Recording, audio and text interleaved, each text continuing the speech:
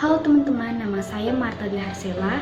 Saya dari kelas A3 Prodi S1 Pariwisata, Sekolah Tinggi Pariwisata Ambarukmo, Yogyakarta. Nah, di video ini saya ingin membahas tentang analisis rasio keuangan. Sebelumnya, kita harus mengetahui apa sih itu rasio. Rasio adalah rumus membandingkan posisi akun pada laporan keuangan. Nah, nanti nilai atau hasil yang kita dapat itu bisa dibaca atau diterjemahkan. Nah, teman-teman, dalam rasio itu, rasio keuangan itu ada 4. Yang pertama, rasio profitabilitas, yaitu rasio yang mengukur kemampuan perusahaan dalam memperoleh laba. Ini adalah salah satu cara bagaimana suatu perusahaan dalam memperoleh laba tersebut. Yang kedua, ada rasio likuiditas, yaitu rasio yang mengukur kemampuan perusahaan dari sisi kecairannya. Nah, di sini kita menggunakan kata kunci yaitu liquid. Nah, liquid artinya cair. Jadi, mengukur kemampuan seberapa liquid perusahaan ini atau bagaimana perusahaan ini sanggup membayar kewajiban utang jangka pendeknya. Misalnya perusahaan ini mengalami bangkrut. Nah, perusahaan itu sanggup atau mampu nggak membayar utang jangka pendeknya tadi. Yang ketiga, ada rasio solvabilitas. Nah, rasio ini hampir sama dengan rasio likuiditas. Sama-sama melunasi hutang. Di rasio likuiditas melunasi hutang jangka pendek dengan aktiva lancarnya. Nah, kalau rasio solvabilitas ini melunasi hutang jangka pendek dan jangka panjangnya atau keseluruhan hutang, yaitu dengan total modal dan total asetnya. Yang keempat, ada rasio aktivitas, yaitu rasio yang mengukur efisiensi perusahaan dan dengan menggunakan aktiva-aktivanya. Dalam mengkaji suatu perusahaan, keempat rasio tadi penting kita bandingkan setiap rasionya, setiap tahunnya. Misalnya, setiap perusahaan mempunyai laporan keuangan dan kita bandingkan naik turunnya setiap tahun dengan keempat rasio tersebut. Kita masuk ke rasio yang pertama, yaitu rasio profitabilitas, yaitu menghasilkan laba. Kita ingat profit itu menghasilkan laba. Ada 3 rasio di rasio profitabilitas ini. Yang pertama, return of equity atau kita singkat ROE, yang artinya pengambilan terhadap modal.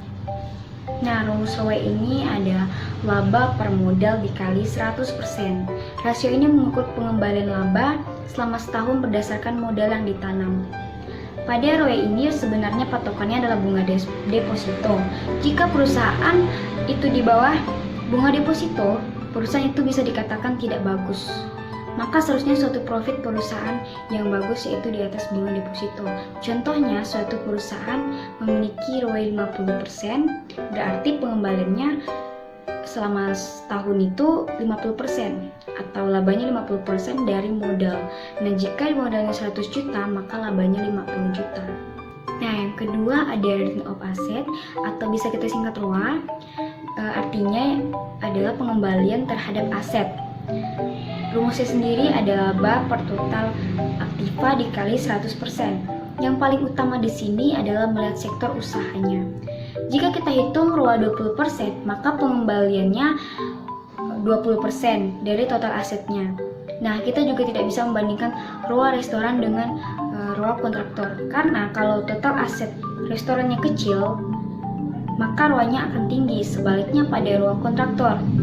Karena pada ROA kontraktor itu menggunakan banyak alat berat dan total asetnya besar, maka ROA-nya akan kecil. Hasil akhir ROA ini kita bandingkan setiap tahun meningkat atau menurunnya. Nah, yang ketiga ada return of sales atau yang bisa kita singkat ROS. Artinya pengembalian terhadap penjualan. Rumusnya sendiri laba per penjualan dikali 100%. Misalnya penjualan dalam setahun 100 juta. ROS-nya 10%, maka labanya 10 juta dan ROS ini dilihat dari sektor usahanya juga. Teman-teman, sebenarnya di rasio profitabilitas ini masih banyak rasionya, tapi hanya ketiga rasio ini yang sering digunakan untuk mengkaji laporan keuangan setiap tahunnya dalam perusahaan. Yang kedua itu rasio likuiditas.